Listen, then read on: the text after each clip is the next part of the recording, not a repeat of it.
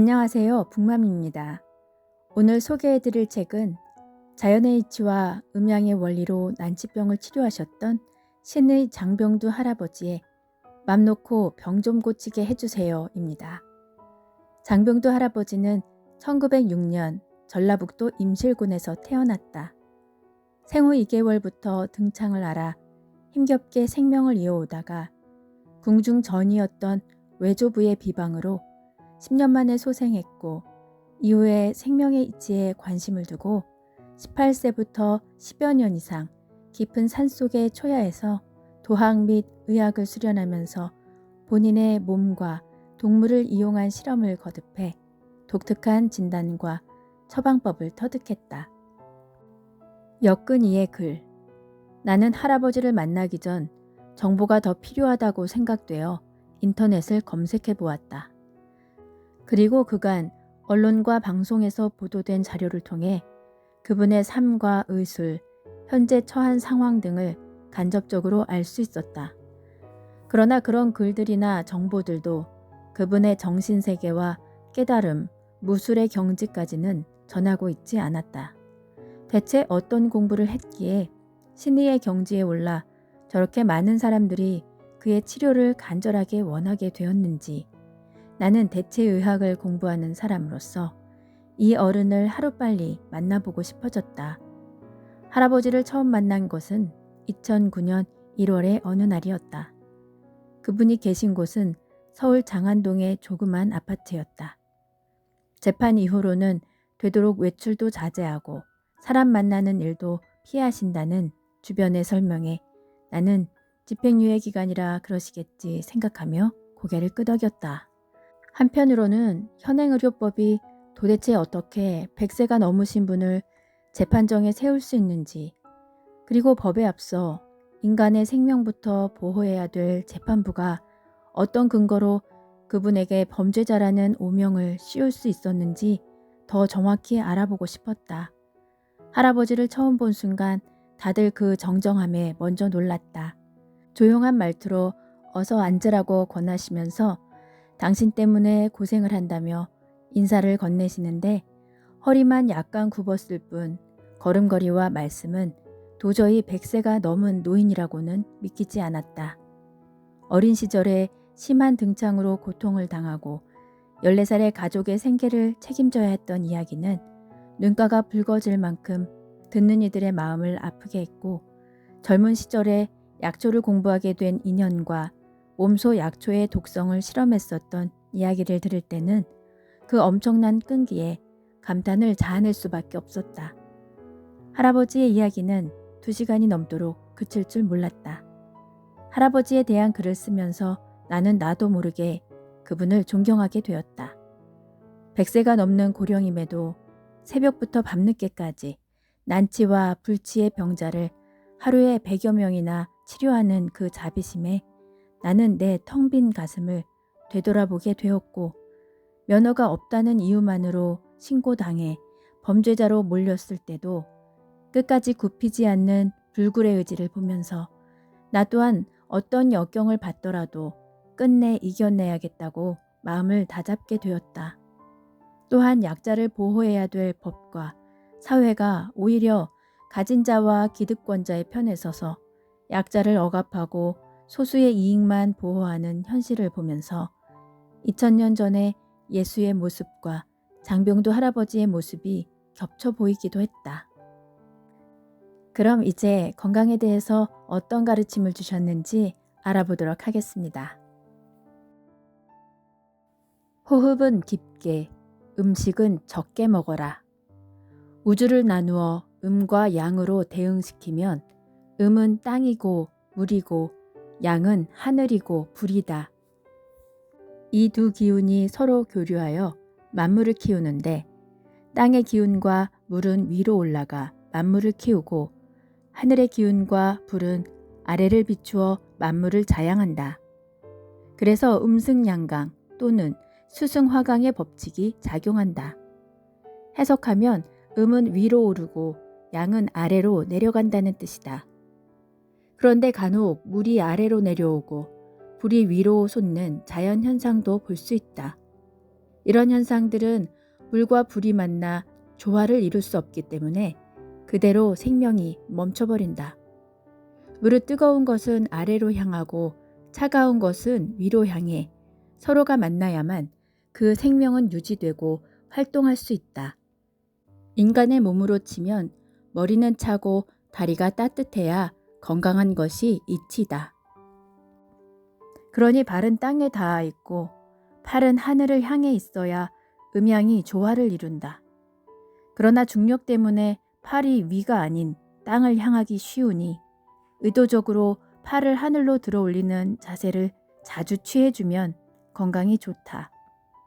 할아버지의 말에 따르면 우리 조상들은 이미 그 이치를 잘 알고 있었다.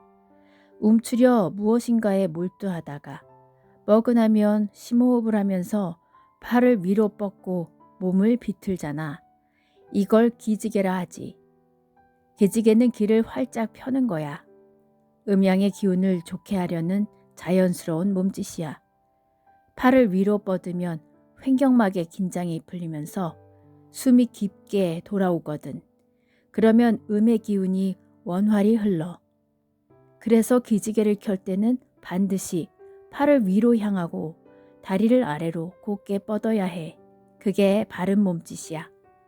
사람이 하는 본능적인 몸짓에는 다 자연의 이치가 숨겨져 있어. 습관적으로 손을 높이 들어 올려서 가볍게 흔들어주면 심장과 폐가 튼튼해져. 두 손을 하늘을 향해 높이 쳐들고 기뻐하는 것은 본래 사람의 완벽한 모습이야. 만세라는 건 만세 동안 잘 산다는 뜻이거든. 그러니 건강하게 살려면 손을 하늘을 향해 높이 자주 들어 올려야 해. 2002년 월드컵 때는 영업이 잘 안 되는 병원이 많았다고 한다.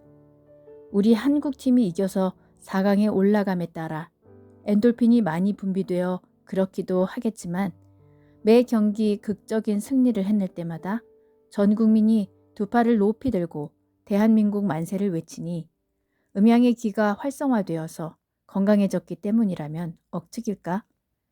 직업적으로 손을 들어 지휘하는 지휘자들은 대체로 건강하게 장수한다고 한다. 손을 높이 들고 무의식적으로 지휘하기 때문이다. 장수를 원하는 사람들은 자주 손을 높이 들어 만세를 외쳐야 한다. 좋은 일이 있어야만 만세 부르지 말고 일부러라도 만세를 자주 부르면 인체 기운이 원활해져 건강이 유지되고 절로 좋은 일도 생길 것이다. 우리 조상들은 너무나 똑똑해. 자녀들이 잘못해서 벌을 줄 때 손 들고 있으라고 했어. 때리거나 욕하지 않고 두 손을 높이 들게 하여 교육하는 방법이지. 벌의 개념이면서도 그 아이의 심폐기능을 건강하게 하니 일석이조야. 이렇게 벌을 줄 때도 몸을 살리는 이치를 적용했어요. 호흡은 팔을 올려 깊게 해야 건강한 반면 음식은 적게 먹어야 건강하다. 예부터 음식은 하늘과 땅이 만들어준 고귀하고 신성한 것이다. 하늘의 기운과 땅의 기운으로 만들어진 음식은 인체가 생명 활동을 하는데 필수 불가결한 요소이다. 사흘 굶어 도둑질 안 할 놈 없다는 말은 그만큼 음식이 인간의 육체를 영위하는데 없어서 안 되는 것임을 말해준다. 이렇게 음식은 중요한데 우리는 함부로 음식을 대하고 있어. 특히 현대에 들어서는 함께 먹어야 할 음식을 자기 혼자만 배부르게 먹다가 남기고 낭비하여 음식물 쓰레기가 산더미처럼 넘쳐나고 있는 실정이야. 먹는 음식이 그 사람이야. 어제 먹은 음식이 오늘의 당신이고 오늘 먹은 음식이 내일의 당신 몸을 이루는 거야. 그런데 오직 먹기 위해서 욕심부리니 그것이 다 살로 가서 비만이 된다고. 비만 고치기는 아주 쉬워. 음식을 먹기 전에 3분간 그 음식을 쳐다보면 돼. 아무 생각 없이 그 음식을 바라보고 있으면 그 음식과 우리 몸이 서로 교감해서 이게 내 몸에 필요한지 아닌지를 알게 되거든. 3분만 참으면 돼. 그러면 과식을 피할 수 있어. 교인들이 밥상을 앞에 놓고 기도하는 것도 실은 같은 이치야. 먹는 순간부터 그 음식은 바로 당신이고 그게 또 우주와 하나 되는 법이니 기도를 하는 거야. 사람 외에는 많이 먹어서 병이 나는 동물이 없어. 다들 경제적으로 어렵다는데 더 적게 먹고 절약해서 건강 지키고 또 더불어 살아야 할 것이 아닌가. 미국의 과학자들은 최근에 사람의 노화를 더디게 하는 방법에 대해 연구하고 있는데 그들에 따르면 사람이 늙는 원인은 음식물을 먹을 때 체내에서 형성되는 프리레디컬스라는 분자 때문이라고 한다. 소화액과 함께 생겨나는 이 분자가 세포를 파괴해 노화를 촉진시킨다는 것이다. 따라서 무드셀라라는 유전자로 이 분자를 파괴하면 노화가 늦춰지는데 무드셀라는 성경에 969년을 살았다고 적힌 인물에서 유래된 인물이다. 동양에서는 기원전부터 음식물에 의한 독으로 사람이 죽는다는 사실을 알았다. 그리고 음식물과 직접 관계를 맺고 있는 비장과 위장이 노화와 깊이 관련되어 있다는 것도 알았다. 할아버지는 음식이 사람에게 생명을 주지만 또한 죽음으로 이끌기도 한다며 물과 배의 숙명을 비유로 들어 설명한다. 물이 배를 띄우지만 또한 물이 배를 뒤집어 수능제주요 수능복주라는 말이 있어. 배는 물이 있어야만 그 기능을 다하지만 반대로 물 때문에 그 유명을 달리한다는 뜻이야. 자연의 이치가 그래. 이 말을 곰곰이 인체에 적용해서 생각해보면 거기에는 놀라운 지혜가 담겨 있지. 사람도 음식을 먹어 살아가지만 반대로 그 음식 때문에 죽는다는 거야. 한번 생각해봐. 오늘날 암을 비롯해 당뇨, 중풍, 그 밖에 여러 난치와 불치병들이 왜 생기는지. 음식을 잘못 먹거나 많이 먹어서 생긴다 이거야. 중병에는 1차적으로 굶어야 해. 그리고 회복기에는 소식을 해야 하고 인간보다 열등한 야생동물도 아프면 본능적으로 아무것도 먹지 않고 몸을 웅크린 채로 바닥에 엎드려 있어요. 아무리 맛있는 먹이가 눈앞에 있어도 거들떠보질 않아.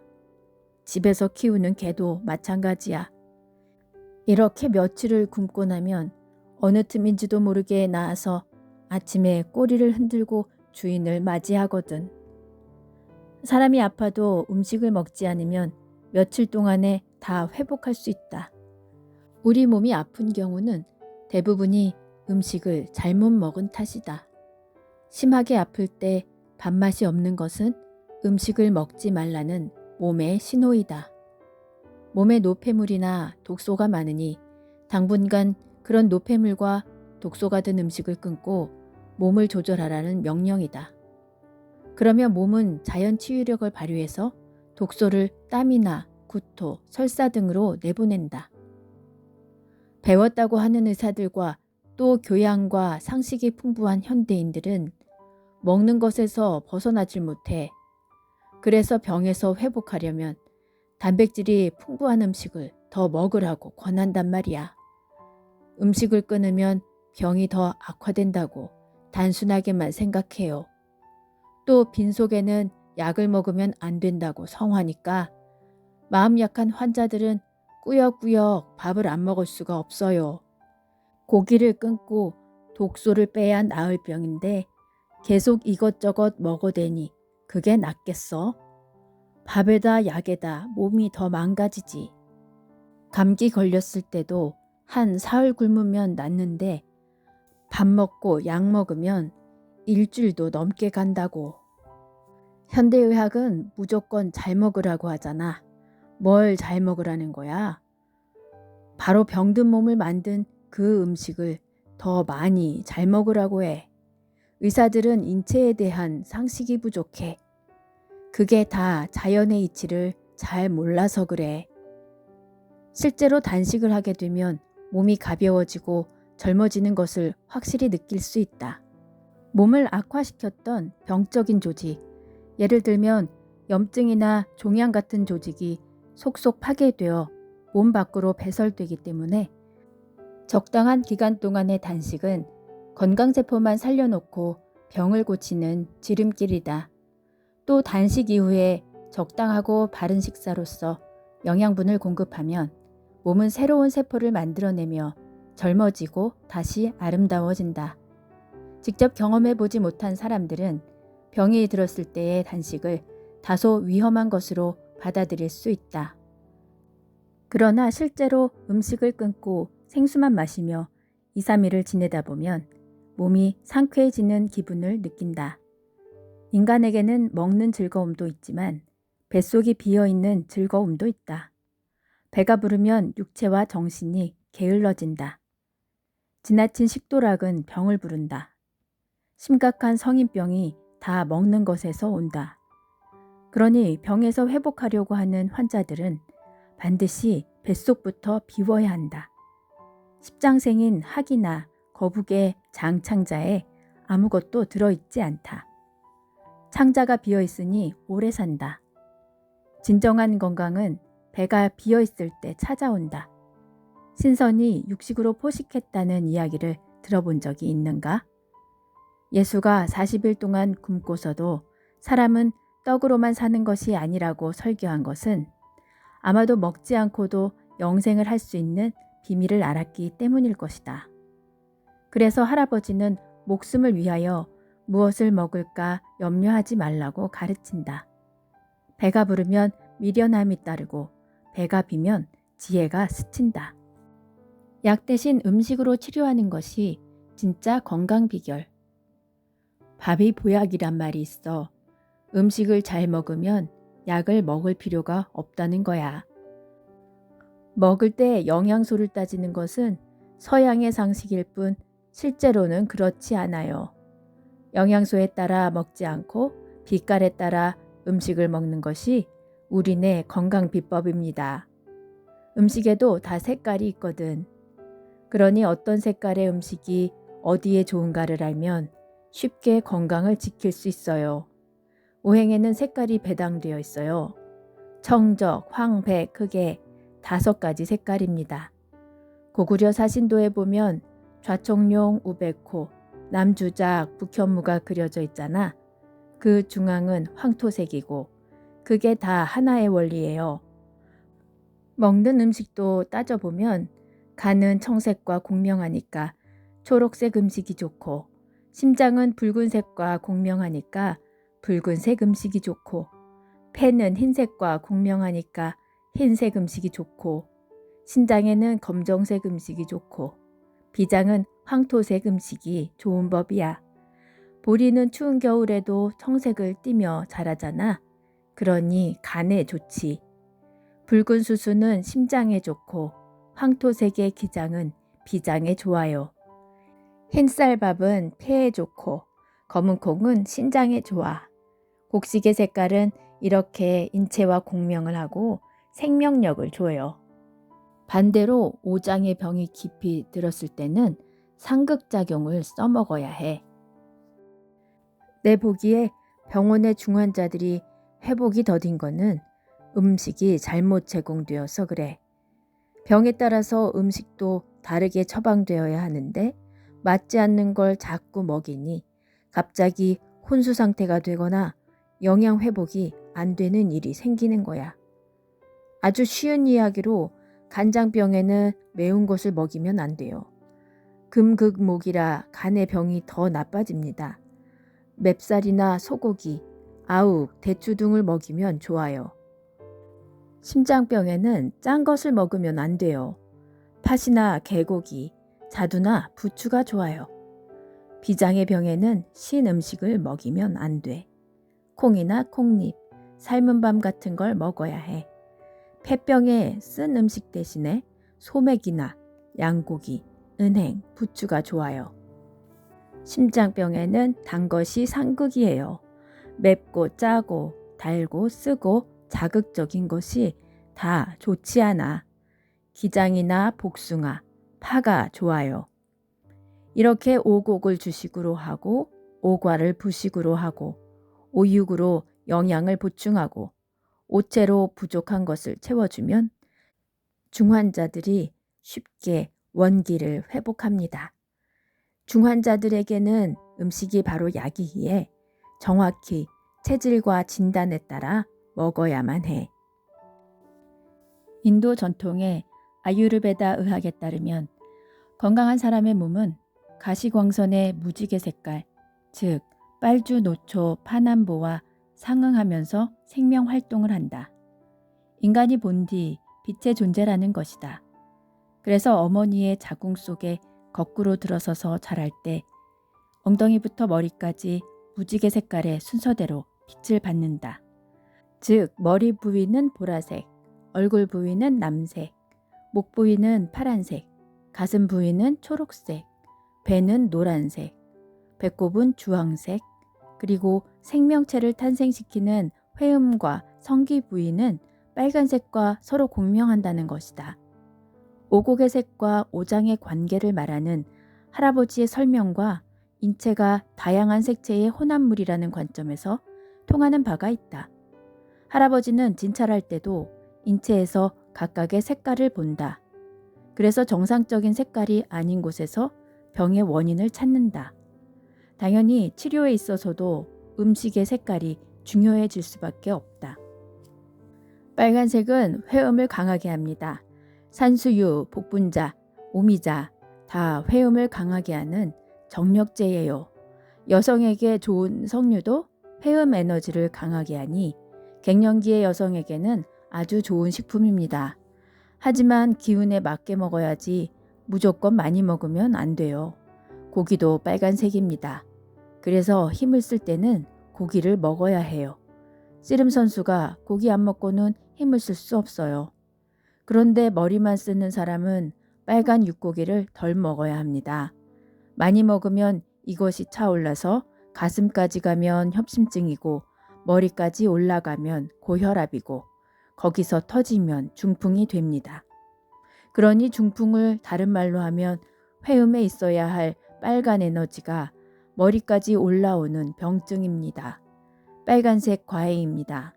이럴 때는 빨간색과 상극인 초록색을 써서 빨간 기운을 가라앉히면 혈압이 안정됩니다. 주황색 음식으로는 늙은 호박이 있어요. 단전과 자궁을 좋게 해줍니다. 그래서 우리 선조들은 아이를 낳고 나면 이 늙은 호박을 다려 먹었지요. 우리 선조들은 이미 색깔이 가지고 있는 기운을 인체에 다 적용한 겁니다. 감 역시 주황색입니다.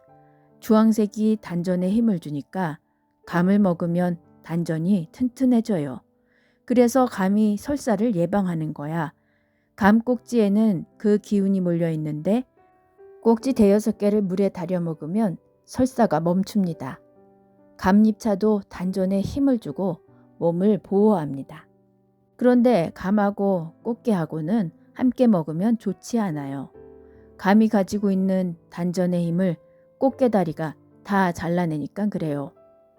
오렌지나 귤, 당근도 몸을 튼튼하게 하는 과일과 채소입니다.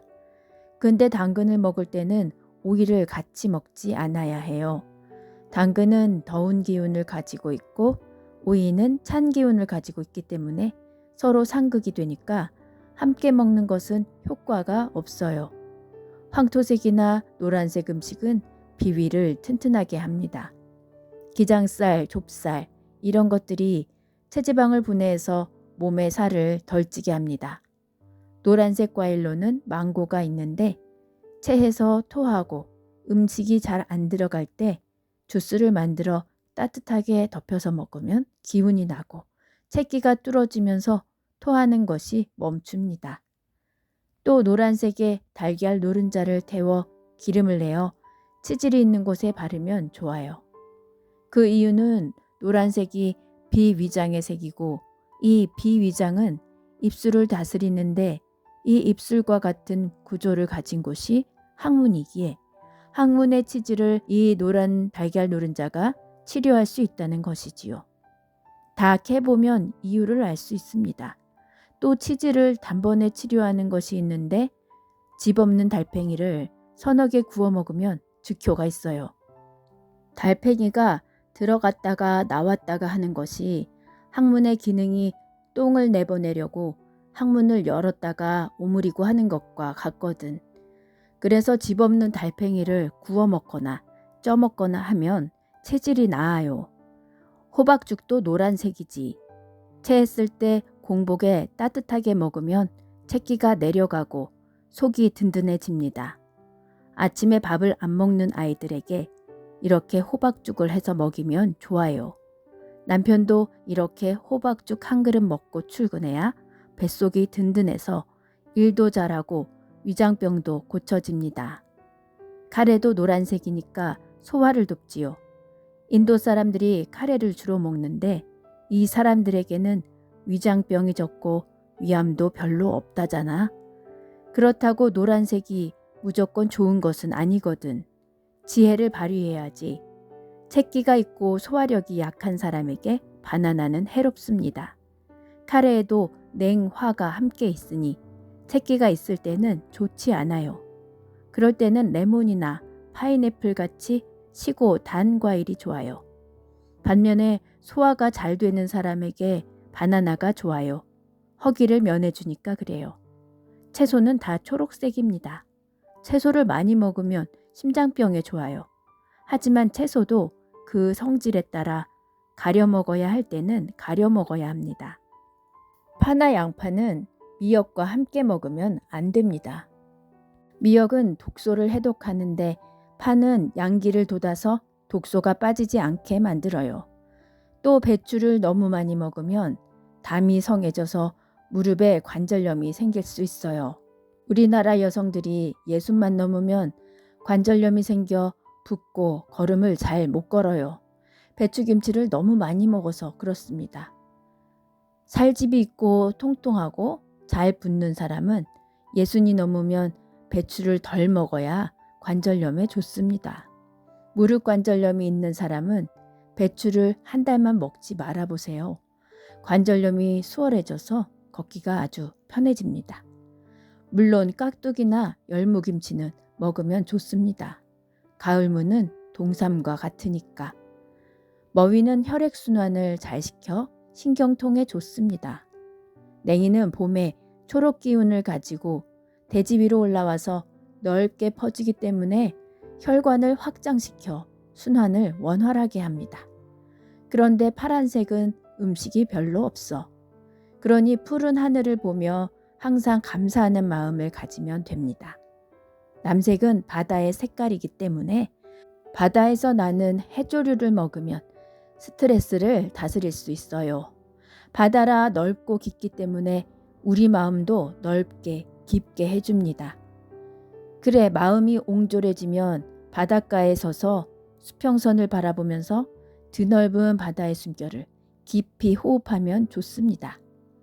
보라색 음식으로 쉽게 대할 수 있는 것이 바로 가지입니다. 가지를 자주 먹으면 현기증과 중풍을 예방할 수 있어요. 하지만 몸이 냉하거나 저혈압인 사람은 덜 먹어야 합니다.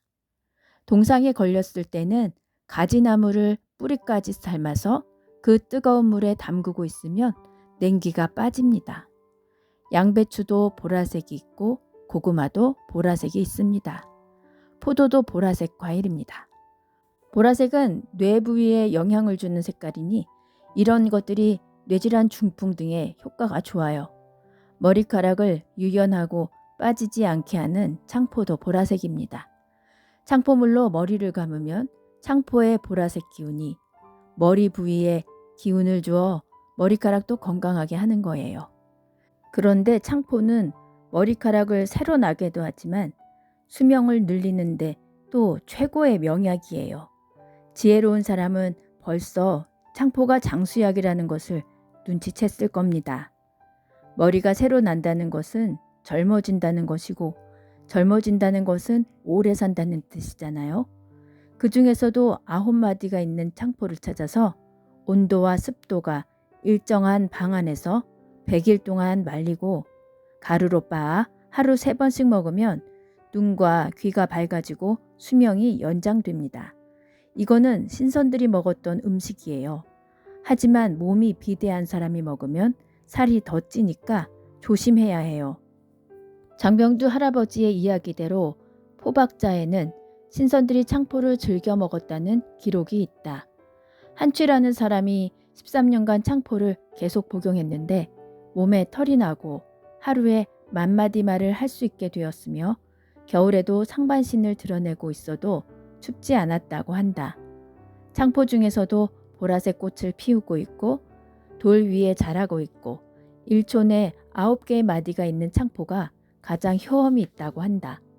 이와 비슷하게 연보라의 꽃을 피우고 있는 연꽃의 열매와 연근도 내장을 튼튼하게 하고 정력을 왕성하게 하고 정신을 맑게 한다. 또한 꽃의 암술과 수술을 오래 복용하면 마음이 차분히 가라앉고 안색이 좋아지며 언제까지나 젊음을 유지할 수 있다. 모두 보라색과 연관이 깊은 장수식품들이다. 할아버지는 우리 선인들이 애용하던 또 다른 장수식품으로 천문동과 복령, 창출과 황정을 꼽는다. 이막 선생에게서 들었다는데 그 말을 뒷받침하듯이 식경에 따르면 천문동과 복령을 가루로 만들어 매일 꾸준히 복용하면 대한에도 땀이 나고 호돈만 입어도 춥지 않으며 정력이 세워져 나이가 들어서도 성생활이 가능해서 자식을 볼 수 있고 빠졌던 이가 나고 머리카락이 다시 검어진다고 한다. 천문동을 먹은 지 100일 후에는 부드럽고 온화한 얼굴이 되고 마르고 허약했던 사람도 강해지며 300일이 지난 후에는 몸이 가벼워지고 3년이 지나면 달리는 것이 나는 것과 같아진다고 그 징후까지 자세히 설명되어 있다. 단 몸에 털이 많은 사람은 복용을 삼가야 한다. 또 둥글레차와 비슷한 황정은 사람의 정력을 왕성하게 하고 오장을 보호하고 골체 근육을 튼튼히 하고 피부를 곱게 하고 수명을 연장하여 늙지 않게 하고 안색을 선명히 하고 백발을 다시 검게 하고 빠진 이빨도 새로 나게 한다고 하니 현대인들이 관심을 가지고 꾸준히 먹어볼 만한 식약이 아닌가 생각해 본다. 산정으로 불리는 창출 역시 장수식품이다. 조금만 먹어도 배가 고프지 않으며 오랫동안 장복하면 기력이 회복되어 안색이 젊은이처럼 된다고 한다. 하지만 폐에 병이 있거나 약한 사람은 복용을 금하는 것이 좋다. 복령도 장수식품으로 빠지지 않는다. 임계자라는 사람이 복령을 18년 동안 복용했더니 1000개의 선녀들이 따르고 몸을 자유자재로 움직이며 둔갑을 했다. 곡식을 먹지 않아도 얼굴에서 화색이 돌았다는 말이 전해진다. 또한 복령을 100일간 먹으면 100가지 병이 없어지고 200일간 아침 저녁으로 복용하면 능히 귀신을 부리며 4년 후에는 선녀들이 와서 시중을 든다고 하니 선에 관심이 있는 사람이라면 관심을 기울여 볼 만하다. 하지만 복령은 소인에게는 오히려 해가 되며 머리가 좋고 인격이 완성된 유능한 사람이라야 제대로 된 효과를 볼 수 있다.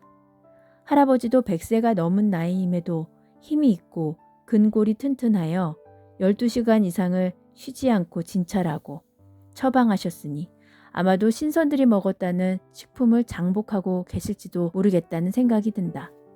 신선이 되는 식품이 있는 한편으로 평상시 먹는 음식 중에는 알게 모르게 독이 있는 경우도 있고 또한 궁합에 따라 함께 먹으면 안 되는 것도 있으니 주의해야 한다. 사람은 먹어야 사는 법이니 먹을 것을 조심해야 해요. 그러니 원래부터 독이 있는 것이나 때에 따라서 독이 되는 것들을 가려서 먹어야지 이것을 모르면 내장이 상하고 큰 병에 걸립니다. 만약에 뭘 먹거나 마신 뒤에 갑자기 기분이 나빠지거나 가슴이 막히고 속이 메스꺼워지면 급히 고삼의 즙을 달여 마셔서 먹은 것을 토해내야 해요. 고삼은 아주 써서 이 즙을 먹으면 반드시 토가 나와. 증상이 가벼우면 식초와 생수를 반씩 섞어 마시거나 술을 따뜻하게 데워서 마셔도 됩니다. 야채를 먹고 중독되었을 때는 해독을 하는 감초를 진하게 달여서 마시거나 칡뿌리즙을 마시면 편해집니다. 야채 중에서는 오이를 너무 많이 먹으면 배가 빵빵해지거든. 그건 시간을 두고 소금을 반 숟가락씩 먹으면 금방 가라앉습니다. 소금에 절이는 기능이 있기에 부피가 확 줄어들어서 효과가 있지. 표고버섯을 먹고 중독되었을 때는 지장수를 만들어 마시면 좋고, 여러 가지 고기를 섞어 먹고 체했을 때는 돼지뼈를 불태워서 빻은 가루를 물에 타서 먹거나 아니면 날부추를 즙내서 한 숟가락씩 먹으면 좋아.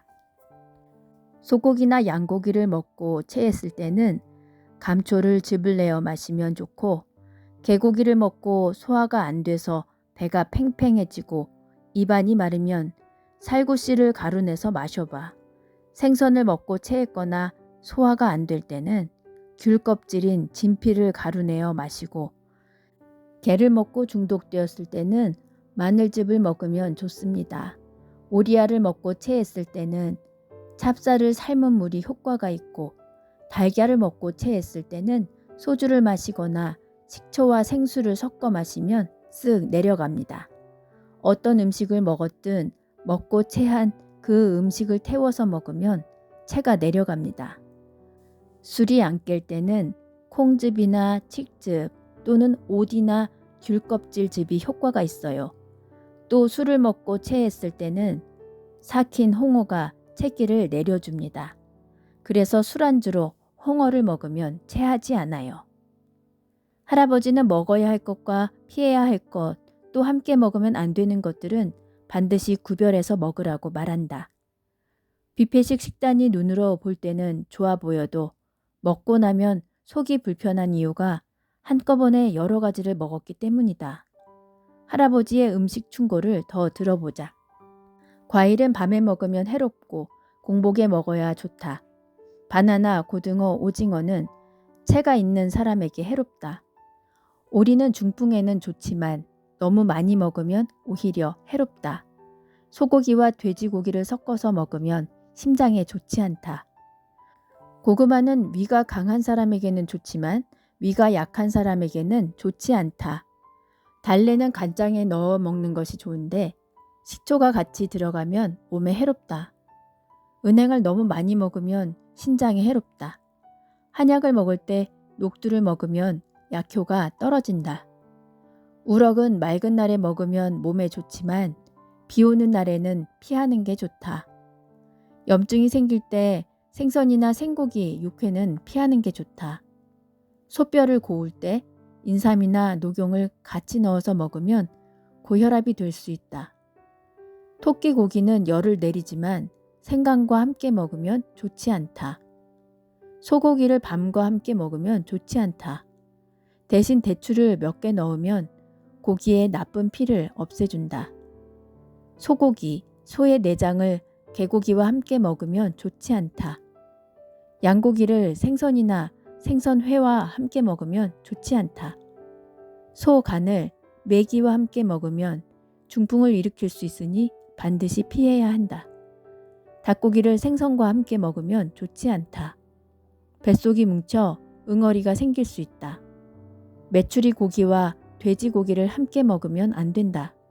얼굴에 검은 반점이 생긴다. 닭은 메밀국수와 함께 먹으면 안 된다. 기생충이 생긴다. 닭고기와 토끼고기를 함께 먹으면 안 된다. 설사가 날 수 있다. 붕어와 돼지고기를 함께 먹으면 좋지 않다. 새우와 돼지고기는 상극이라 함께 먹으면 정력을 해치고 중풍이 올 수 있으니 삼가야 한다. 새우와 설탕을 함께 먹으면 안 된다. 새우와 닭고기를 함께 먹으면 좋지 않다. 기장살을 아욱과 함께 먹으면 열과 열이 부딪혀 병이 나기 쉽다. 팥을 잉어와 함께 먹으면 상충이 되어서 좋지 않다. 자두와 달걀을 함께 먹으면 상충이 되어서 좋지 않다. 대추를 꿀과 함께 먹으면 열과 열이 부딪혀 좋지 않다. 아욱과 엿을 함께 먹으면 안 된다. 부추를 술과 함께 먹으면 안 된다. 위궤양을 일으킬 수 있다. 겨자와 토끼를 함께 먹으면 안 된다. 부스럼이 생긴다. 자주 졸고 있는 토끼는 잡아먹지 마라. 고기를 삶을 때는 뽕나무 장작을 쓰지 마라. 고기를 삶았을 때 색깔이 변하지 않는 것은 먹지 마라. 제철이 아닌 음식이나 과일은 먹지 마라. 설 익은 과일은 안 먹는 것이 좋다. 복숭아와 살구가 씨가 2개인 것은 먹지 마라. 표고버섯을 너무 많이 먹으면 병이 난다. 대추잎을 삶아서 차로 마시면 여름에 더위를 먹지 않는다. 연잎차는 속이 냉한 사람에게 좋지 않고 연뿌리는 속이 냉한 사람이 먹으면 좋다. 양파와 파는 고혈압, 당뇨, 과열을 없앤다. 옥수수 수염은 당뇨와 소변을 좋게 한다. 복숭아는 니코틴을 제독하는데 효과가 있다. 너무 많은 영양식은 통풍과 당뇨병을 일으킨다. 아토피에는 버섯, 돼지고기, 닭고기를 금하는 게 좋고 화장품과 비누 등 화공 성분이 있는 것도 피하는 게 좋다. 또한 버섯 종류를 먹으면 아토피가 심해진다. 당뇨에는 밀가루, 술, 설탕 등 당분은 피하는 게 좋다. 밀가루, 술, 설탕은 당뇨의 거름이 된다. 입 주위에 나는 부스럼에 꿀을 바르면 좋다. 머리에 대나 돌로 만든 찬 베개를 베면 구안화사가 오기 쉽다.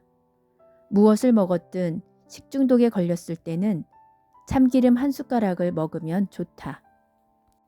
귀와 손을 자극하고 발바닥을 때리면 건강이 좋아진다.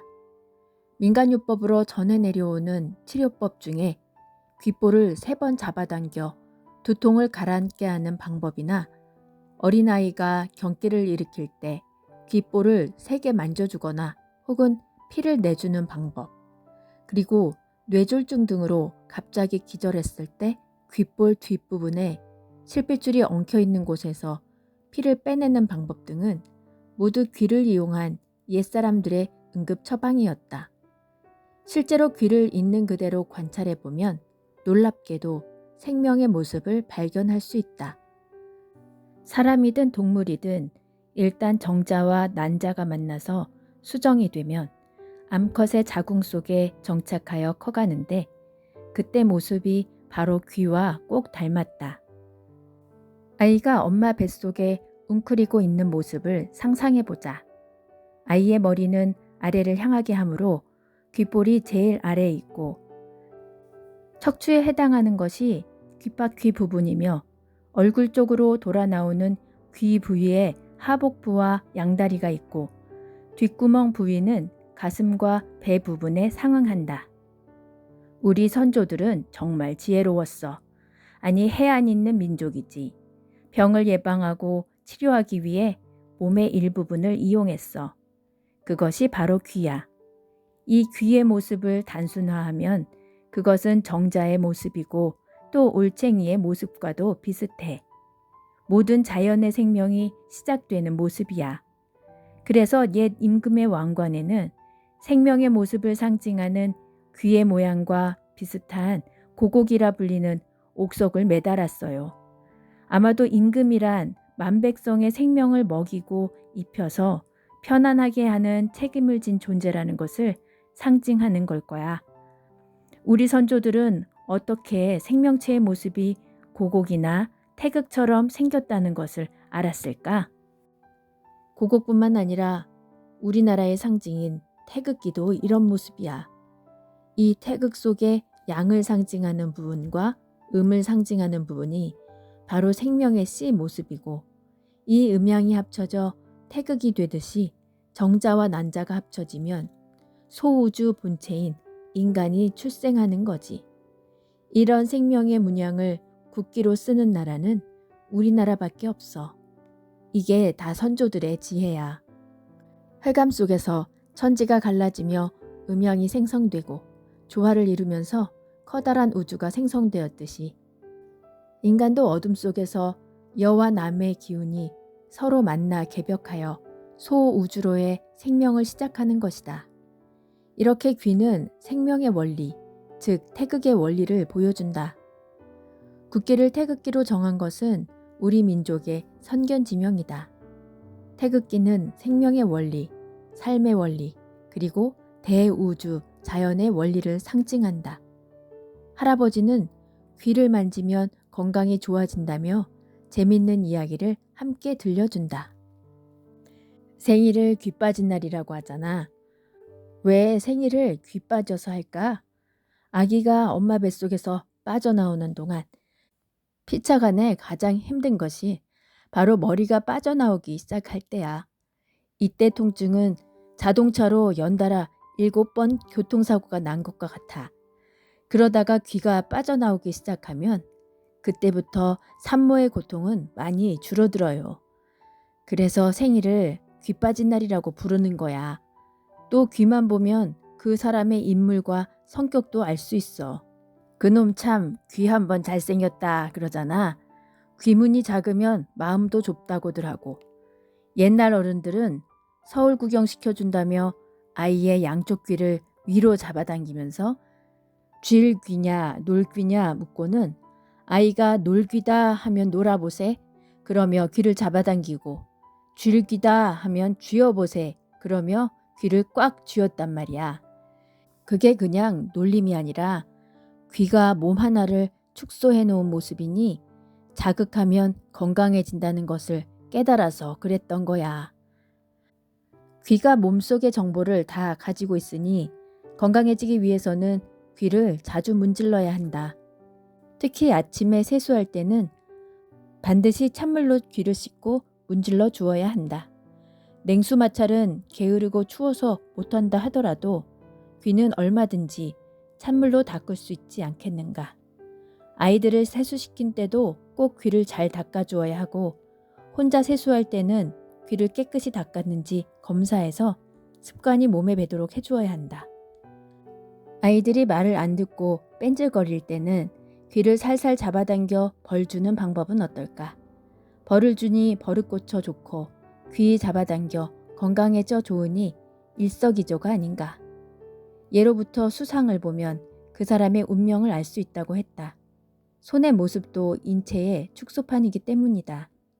귀가 엄마 뱃속의 태아 모습이라면 손은 뱃속에서 나왔을 때의 아기 모습이다. 사람은 누구나 갓난아기 때 네 발로 기어다니는데 손가락을 반쯤 굽혀 땅에 댄 모습이 바로 그와 같다. 머리는 중지에 해당하고 양쪽의 두 손가락은 각각 좌우의 팔과 다리에 해당한다. 할아버지는 전래의 손가락 놀이 속에도 건강 비법이 들어있다고 설명한다. 누구나 젖을 떼고 밥을 먹을 때면 아장아장 걷는데 그때 할머니나 어머니가 아이들에게 시키던 게 바로 곤지곤지 잼잼놀이야.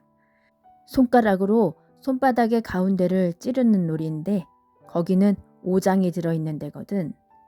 보통 아이의 배가 아플 때는 할머니 손은 약손, 우리 아기 배는 똥배 하면서 배를 쓰다듬고 곤지곤지 잼잼을 가르쳐줘요. 그런데 이 뜻이 묘하단 말이야. 곤지곤지 고는 손바닥처럼 평평한 땅을 의미하고 지는 땅의 기운을 의미하고 잼은 잡는다는 우리말이야. 그러니까 곤지곤지 잼잼은 땅의 기운을 움켜잡는다는 의미지. 밥 먹고 그것을 잘 소화시켜야 하는데 손가락으로 손바닥을 찌르니 당연히 소화력이 좋아져. 그래서 이 놀이 이름이 곤지곤지 잼잼이야. 또 도리도리 짝짝꿍이란 놀이도 있는데 곤지곤지 잼잼을 많이 하면 속이 편해져 오래 살 수 있으므로 그것이 도의 치라고 하여 도리도리라고 했고 이것을 깨달았으니 이 안이 기쁘겠는가 하여 박수를 치니 짝짝꿍이지. 할아버지는 손을 많이 써야 똑똑해지는 법이니 우리 민족이 가장 똑똑한 민족이라고 말한다. 우리네 조상들은 아이가 조금만 크면 손을 잘 놀리라며 가위바위보 놀이를 시켰다. 가위바위보는 손에 사람과 하늘과 땅을 상징하는 모습이 있음을 무의식적으로 깨닫게 해주는 놀이다. 가위는 사람을 상징하고 보는 활짝 폈으니 하늘을 상징하며 바위는 단단히 꽉 쥐어 땅을 상징한다. 즉 천지인이다. 또한 손가락을 많이 움직이는 이 놀이는 심장에서 가장 멀리 떨어진 손의 혈액순환을 도와줌으로써 전신의 순환을 좋게 해준다. 현명한 부모라면 아이들과 함께 선조들이 가르쳐준 이런 놀이를 자주 해야 한다. 손을 많이 움직이면 자기도 모르는 사이에 몸이 건강해진다. 몸의 건강을 위해서 항상 손을 움직여주고 비벼주고 만져주면 좋아. 예전에 할아버지들이 호두알을 손에서 굴렸는데 이게 다 건강법이야. 그리고 손가락의 제일 끝부분을 손톱으로 자주 눌러주면 혈액순환이 잘 돼서 건강해져. 손끝엔 숨어있는 급소가 있어서 이곳을 천천히 살살 눌러주면 혈액순환이 잘 돼요. 손이 기는 아기 모습의 축소판이라면 발은 사람이 직립했을 때의 모습이다. 귀와 손을 문질러주면 건강하듯이 발을 주무르고 만져주어도 건강해진다. 발 닦고 잠이나 자라는 말은 발과 건강이 그만큼 연결되어 있다는 사실을 시사한다. 사람이 병들기 전에는 반드시 발이 먼저 묵직해지고 아프다. 그래서 우리네 어머니들은 며느리에게 병든 남편 살리려거든 버선 속에 날콩을 넣고 심리를 걷게 하라는 민간요법을 전해주었다. 버선 속에 콩이 무슨 약효가 있어서가 아니라 심리를 걸으면서 발을 지압하면 웬만한 병은 나을 수 있기에 생긴 말이다. 감기든 체증이든 요통이든 간에 병이 났을 때는 발가락을 주무르면 좋아져. 발가락을 오므리면 접히는 마디들이 있어. 이 마디마디를 조금 세게 누르면 그 어딘가가 정말 아픈 데가 있어. 그런 곳을 찾아서 한 5분 눌러주고 주물러주면 아픈 증상이 싹 가시지. 우리 조상들은 발의 중요성을 이미 알고 있었어. 그래서 발에 자극을 주기 위해 집신을 만들어 신었는데 집신은 면이 울퉁불퉁해서 걸으면서 지압이 되는 거야. 그리고 널찍하니 발가락들이 자유롭게 벌어지니까 혈액순환도 잘 되지.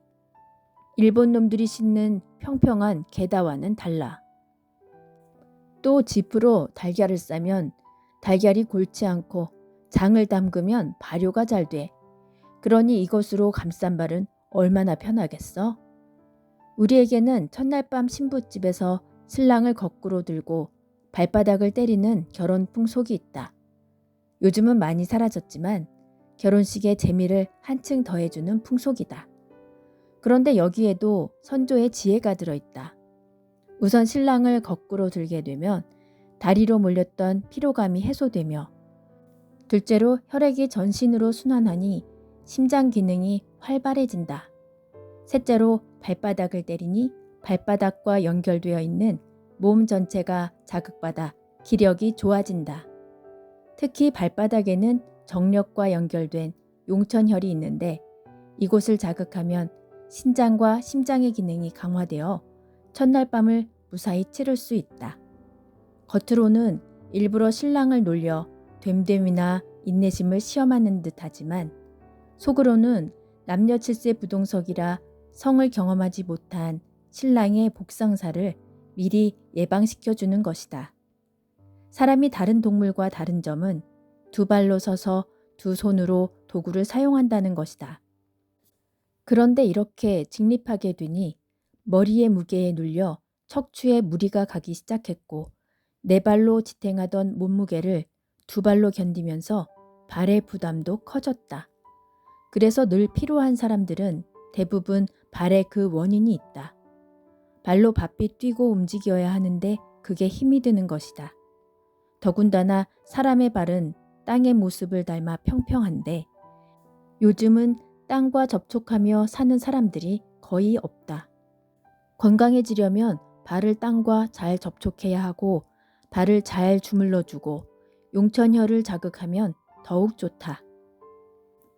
경상도 사투리 중에 용천 떨고 있네 라는 말이 있어.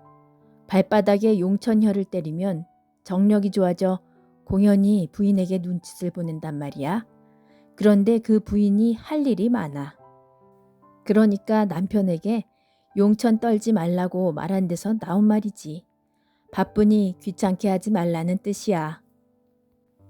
서양의 문화가 발을 항상 움직이는 입식 문화라면 우리의 문화는 발을 좀 더 쉬게 하는 좌식 문화이다. 서양에서는 모든 일을 서서 하지만 우리는 앉아서 하도록 되어 있다. 앉아서 일을 하면 머리의 무게가 직접 다리로 내려가지 않기 때문에 허리와 다리에 부담을 덜 주어 몸의 피로가 적다. 그러므로 진공 청소기보다는 우리의 청소 방식대로 쓸고 닦는 것이 더 좋으며 침대보다는 온돌방이 더 좋다. 뜨거운 방바닥에 허리를 지지면 온몸의 피로가 풀린다. 그런데도 요즘은 서양의 문화를 무조건 좋다고 받아들여 모든 구조를 입식으로 바꾸고 있다.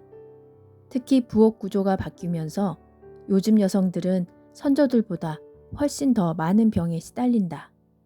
부뚜막 앞에 앉아서 불을 떼며 음식을 조리하던 여성들은 아궁이에서 나오는 갖가지 파장과 열을 받아 자궁이 튼튼했고 그래서 아이를 낳고도 며칠 안에 들에 나가 일할 수 있었다.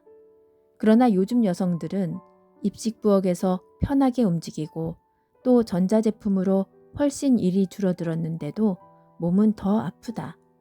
모든 체중과 노폐물이 발로 집중되기 때문이다.